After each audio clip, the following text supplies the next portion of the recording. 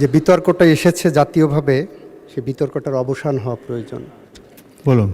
মাননীয় স্পিকার, প্রথমেই বিরোধী দলের মাননীয় সাংসদ নজিব সাহেব সাংবিধানিক যে থিওরিটিক্যাল ব্যাখ্যা দিলেন, সেই থিওরিটিক্যাল ব্যাখ্যার সাথে আমি একমত। আমার দ্বিমতের জায়গা হলো উনি কোন জায়গায় কোন ব্যাখ্যাটা ফিট করবে সেটা এক্সপ্লেন করতে পারেনি মাননীয় স্পিকার। সে জায়গাটায় আমি আপনাদেরকে বলতে চাই। মাননীয় স্পিকার, প্রশ্ন আমাদের সামনে উত্থাপন করা হয়েছে এই বিশেষ মিটিংয়ে সভায়, জুলাই জাতীয় সনদ 2025-এর বাস্তবায়ন পদ্ধতি কি হবে। আমি সঙ্গত কারণেই বলছি, এই বিষয়ে কথা বলতে দাঁড়িয়ে যে জুলাই জাতীয় সনদ 2025-এর বাস্তবায়ন কীভাবে পদ্ধতিতে হবে সেটা জুলাই জাতীয় সনদেই ব্যাখ্যা করা আছে মাননীয় স্পিকার। জুলাই জাতীয় সনদ স্বকীয়তায় ভরপুর। জুলাই জাতীয় সনদ স্বব্যাখ্যায়িত। জুলাই জাতীয় সনদ পরিপূর্ণভাবে স্বচ্ছভাবে রাজপথে দেওয়া রক্তের ঋণ হিসাবে যেভাবে স্বচ্ছভাবে প্রতিফলিত হওয়া দরকার সেভাবে প্রতিফলিত হয়েছে। সুতরাং জুলাই জাতীয় সনদ বাস্তবায়নের পদ্ধতিটাই হলো জুলাই জাতীয় সনদ ইটসেলফ। এখানে অন্য কোনো পদ্ধতির প্রয়োজন নাই। কেন নাই মাননীয় স্পিকার? ওনারা গণভোটের কথা বলছেন। গণভোটের অধ্যাদেশ যেটা কথা বলেছেন, অধ্যাদেশে 3 ধারাকে রেফার করে গণভোট অধ্যাদেশের একটা শিডিউল দেওয়া হয়েছে মাননীয় স্পিকার। সেই শিডিউলের দিকে যদি তাকান, 30টা সাবজেক্টকে, জুলাই সনদের 30টা সাবজেক্টকে বলা হয়েছে ঐক্যমতের ভিত্তিতে হয়েছে।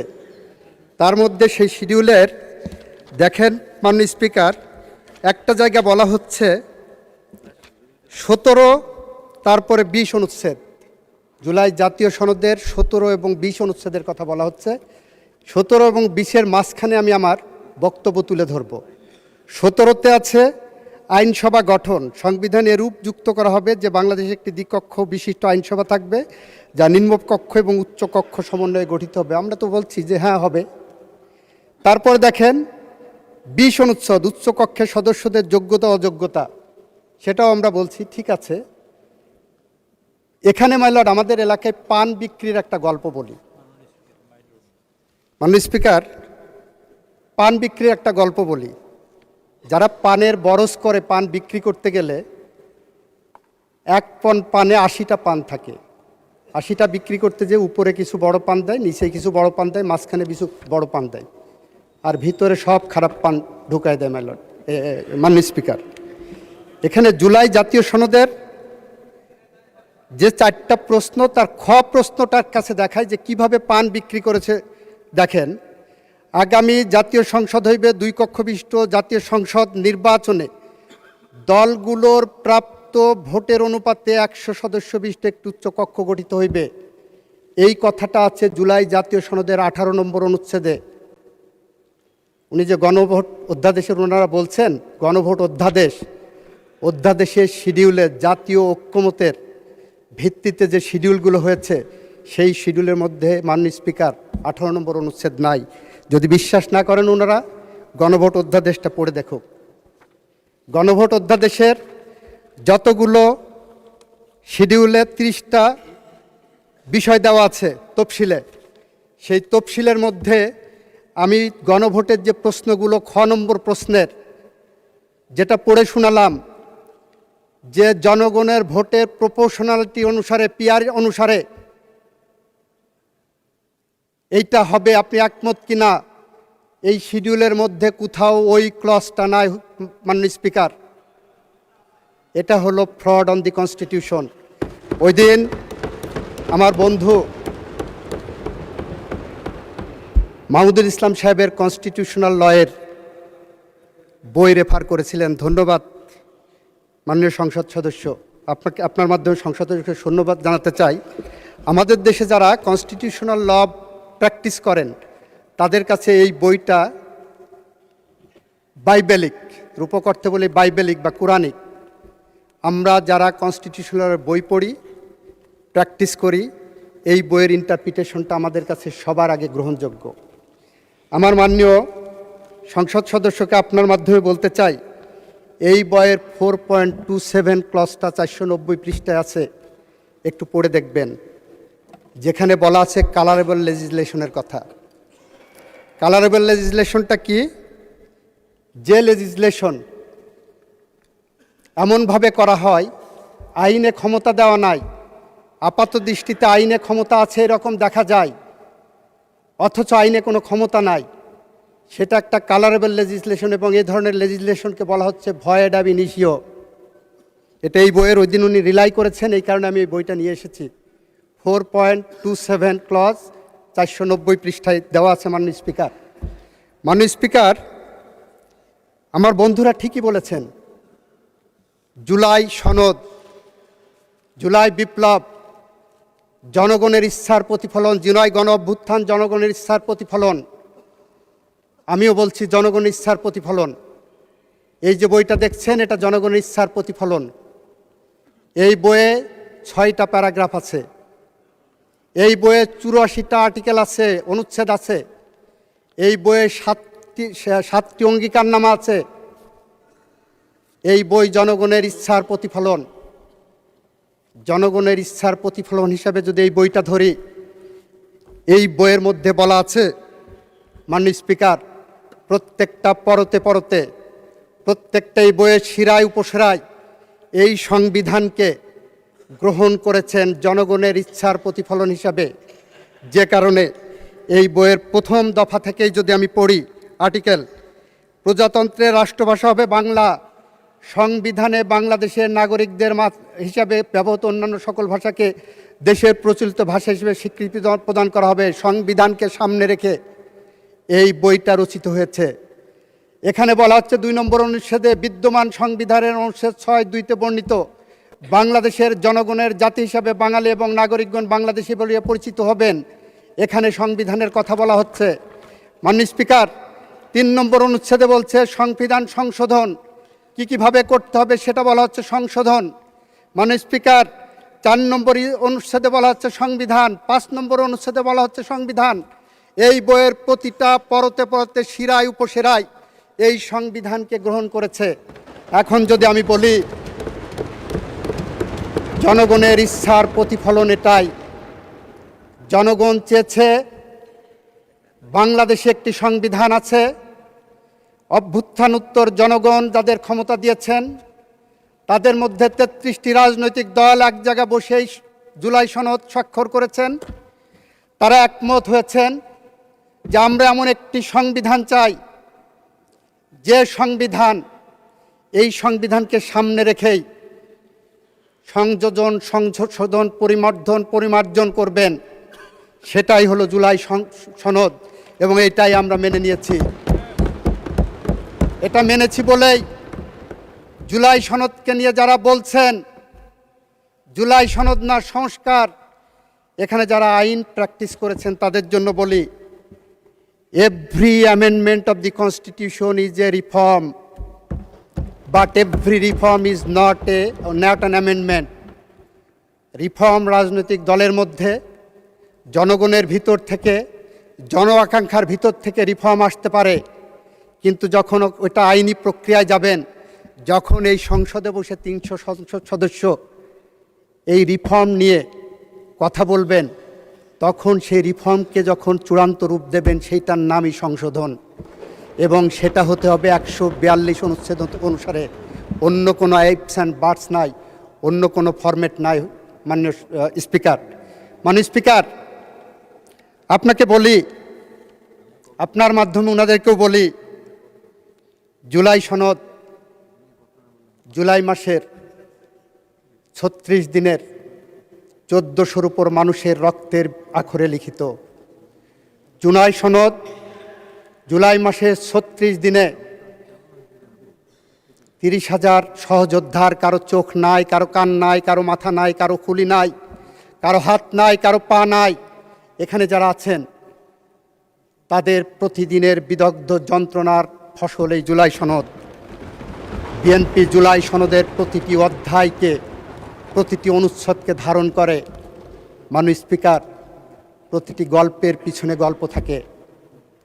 মাননীয় স্পিকার, এই জুলাই সনদ রচিত হওয়ার পিছনে 17 বছরের সংগ্রামের, 17 বছরের বেদনার, 17 বছরের নীল আরতি বেদনার যন্ত্রণা আছে। এই জুলাই সনদের পিছনে আমার বন্ধু, আমার মাননীয় সংসদ সদস্য নজিব সাহেবের, আমার মাননীয় সংসদ সদস্য আরমানের, তাদের পিতাদের প্রতি অবিচারের উপাখ্যান আছে, যাদেরকে অবিচারের শিকার করা হয়েছিল বলে পাবলিক পারসেপশন আছে। এই জুলাই সনদের পিছনে আমাদের মাঝ থেকে 4500 সহযোদ্ধাকে পাখির মতো গুলি করে ক্রসফায়ারের মাধ্যমে হত্যা করা হয়েছিল। তাদের গল্প বেদনা আছে, তাদের পরিবারের যন্ত্রণা আছে, তাদের পরিবারের নির্ঘুম রাত কাটানো আছে। এই জুলাই সনদের পিছনে 700 সহযোদ্ধার গুমের কাহিনী আছে, যাদের স্বজনেরা এখনও রাত জেগে তাহাজ্জুদের নামাজ পড়ে জায়নামাজে বসে স্বজন ফেরার প্রতীক্ষায় আল্লাহর কাছে প্রার্থনারত থাকেন। তাদের করুণ আর্তনাদের কাহিনী এখানে বর্ণিত আছে। এই জুলাই সনদের পিছনে বিএনপির 60 লক্ষ নেতাকর্মীর মিথ্যা গায়েবী মামলার কল্প কাহিনী এখানে দেওয়া আছে। মাননীয় স্পিকার, আমরা এগুলোকে অস্বীকার করতে পারি না। যদি অস্বীকার করি, ভবিষ্যতে আবার যদি কখনো গণ অভ্যুত্থান হয়, তারা এই জুলাই সনদকে অসম্মান করবে। আমরা যদি 71-এর মুক্তিযুদ্ধের মধ্য দিয়ে অর্জিত বাংলাদেশের সংবিধানকে অস্বীকার করি, লাখো শহীদদের রক্তে অর্জিত সংবিধানকে অস্বীকার করি, লাখো মামুনের ইজ্জতের সম্ভ্রমের বিনিময়ে যে সংবিধান, সেই সংবিধানকে অস্বীকার করি, আমরা যদি 90-এর গণ অভ্যুত্থানকে অস্বীকার করি, এমন একদিন আসতে পারে সেই দিনে হয়তো এই জুলাই সনদকে অস্বীকার করবে কেউ না কেউ। আমরা সেরকম পথ রেখে যেতে চাই না।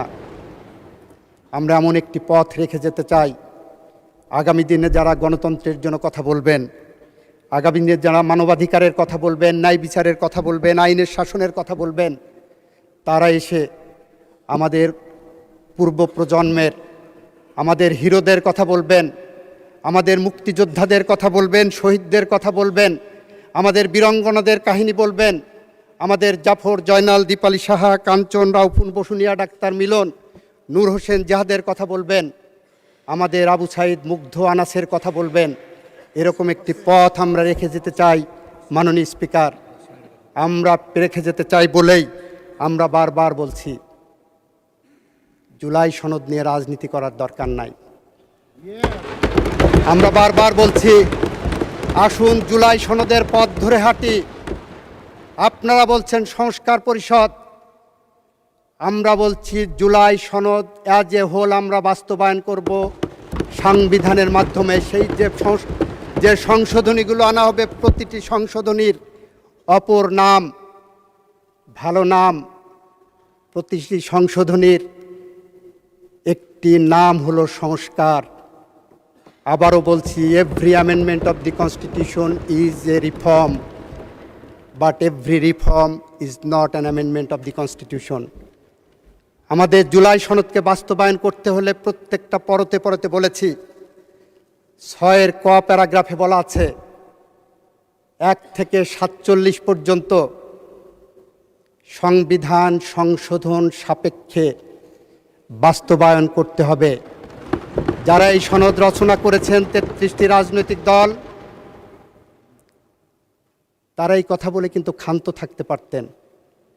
আমাদের আইনে একটা বই পড়াই, আমরা পড়ি ইন্টারপ্রিটেশন অফ স্ট্যাটিউটস, যেখানে interpretation of statutes also interpretation of documents and literal meaning খুঁজে। সেই ইন্টারপ্রিটেশনে যদি আমরা যাই, তাহলে দেখা যাবে জুলাই সনদে 6-এর ক দিলেই যথেষ্ট ছিল যে সংবিধান সংশোধন সাপেক্ষে। কিন্তু জুলাই সনদের 1 থেকে 47 পর্যন্ত অনুচ্ছেদের প্রত্যেকটা প্যারাগ্রাফে, প্রত্যেকটা অনুচ্ছেদে বলেছেন সংবিধান সংশোধন সাপেক্ষে, সংবিধানে সংশোধন করে অন্তর্ভুক্ত করতে হবে। তাহলে আপনি এই ইন্টারপ্রিটেশনটা কোথায় রাখবেন? বলা হচ্ছে যে ইন্টারপ্রিটেশন দিতে গেলে কোনো অ্যাম্বিগুইটির প্রয়োজন নাই, কোনো অস্বচ্ছতা নাই, কোনো মেঘাচ্ছন্ন ভাব নাই। আমরা সেটাকেই ইন্টারপ্রিট করি।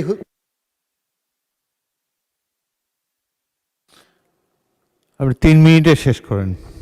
মাননীয় স্পিকার, আমার এক বন্ধু বলেছেন, আমাদের একজন মাননীয় সংসদ সদস্য বলেছেন এটা আইন প্রণয়ন সংক্রান্ত কি না। আমি বলছি এটা আইন প্রণয়ন সংক্রান্ত না, এটা জুলাই সনদকে কে কিভাবে দেখে, এটা জুলাই সনদ কিভাবে বাস্তবায়ন করা হবে সেইটার বিষয়ে। জুলাই সনদ কিভাবে বাস্তবায়ন করা হবে আমরা আগেও বলছি, এখনও বলছি, ভবিষ্যতেও বলবো। জুলাই সনদের লাইন ধরে আমরা এগিয়ে যাব। আমরা বলেছি এই সনদের পিছনে একদিকে যেমন জুলাই বিপ্লবের ভালোবেসে যারা নাম দিয়েছিলেন 36 জুলাই পর্যন্ত যাদের রক্তের রেখা আছে, বিগত 16 বছরের যারা রক্ত দিয়েছেন, জীবন দিয়েছেন, সর্বস্ব হারিয়েছেন, যারা অবিচারের শিকার হয়েছেন আমার মাননীয় সংসদ সদস্যদের পিতাদের মতো, তাদের আর্তনাদ আছে। সুতরাং আমরা এই জুলাই সনদের পথ ধরে হাঁটব। আর গণভোট, আমি বললাম গণভোটের যে তফসিল দেওয়া আছে, এই যে সংসদে পিআর পদ্ধতি, জনগণের ভোটের ম্যান্ডেটের আলোকে প্রপোর্শনালিটি নির্ধারণ করা হবে। গণভোটের তফসিলের মধ্যে দেখেন 18 নম্বর অনুচ্ছেদ নাই। যদি 18 নম্বর অনুচ্ছেদ না থাকে তাহলে জনগণ এটা রাজনৈতিক দলগুলো একমত হয়নি, ইট ইজ অ্যাডমিটেড। ওটা কিভাবে হবে সেটাও জুলাই সনদেই বলা আছে। 18 নম্বর ক্লজের নোট অনুচ্ছেদ দেখেন, মাননীয় স্পিকার আপনার মাধ্যমে বলছে 18 নম্বর কলামের নোট অনুচ্ছেদ দেখেন, সেখানে স্পষ্ট বলা আছে রাজনৈতিক দলগুলো যদি তাদের নির্বাচন ইশতেহারে কোনো পদ্ধতি বলে থাকেন, এ সংক্রান্ত বিষয়ে বা কোনো কিছু বলে থাকেন, সেই রাজনৈতিক নির্বাচন ইশতেহারে সেটাই হবে আইন, that will prevail over the other clauses. এটাই ইন্টারপ্রিটেশন অফ ল। সবশেষে আবারও বলবো, আমার জুলাই সনদ আমার জনগণের মুক্তির সনদ। আমার জুলাই সনদ বলেছেন আমি এই সংবিধানকে ধারণ করব, এই সংবিধানকে সংশোধন করব। সংশোধন করে যে যে সংস্কারগুলো জুলাই সনদের মধ্যে অন্তর্ভুক্ত করা হচ্ছে সেইগুলো ইনকর্পোরেট করব। সেইটাই জুলাই সনদে, সেই পথ ধরে আমরা এগিয়ে যাচ্ছি। সুতরাং ওনারা যে পথ ধরে এগোচ্ছেন সেই পথ আমি বলবো উদ্দেশ্য প্রণোদিত। এটা লিগ্যাল টার্মিনোলজি, অন্যভাবে নেওয়া দরকার নেই, এটা অসৎ উদ্দেশ্য প্রণোদিত ওই পথ। এটাকে আমরা আইনের ভাষায় বলি ম্যালাফাইডিনেস, আলটেরিয়র মোটিভ। ওনাদের যদি মোটিভ হয় ওই পথে যে ফ্যাসিস্টদের ফিরিয়ে আনার কোনো পথ সুগম করতে চাই, জুলাই বিপ্লবীদের এবং জুলাই শহীদদের কালার এক্সপার্ট এবং ডার্ক স্যাপ সমৃদ্ধ অরিক্স অ্যাডভান্স ডিটারজেন্ট পাউডার আপনার লন্ড্রি এক্সপার্ট।